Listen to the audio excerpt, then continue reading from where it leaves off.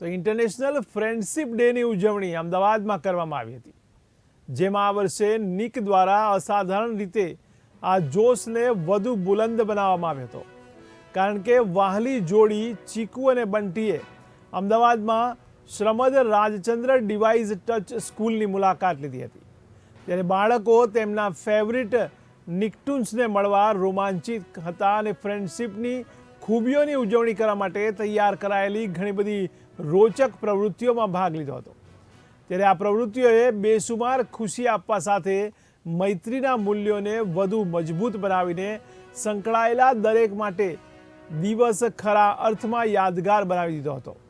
આ કાર્યક્રમ રંગારંગ હતો, જેમાં ચીકુ અને બંટીએ બાળકોને તેમના સપનાના ફ્રેન્ડ્સ બેન્ડ્સ બનાવ્યા હતા।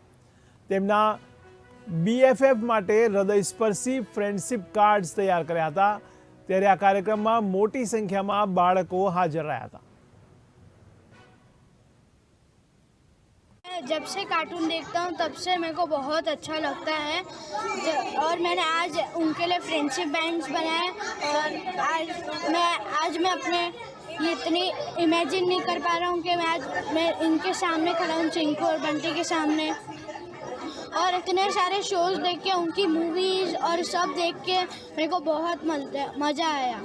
हमने डांस किए और मज़े करे और गेम्स खेले और फ्रेंडशिप बैंड भी बनाए। मैंने आज इन दोनों के साथ खूब सारी मस्ती की, चिंकू और बंटी के साथ, और मैंने फ्रेंडशिप बेल्ट बना के उनको पहनाया।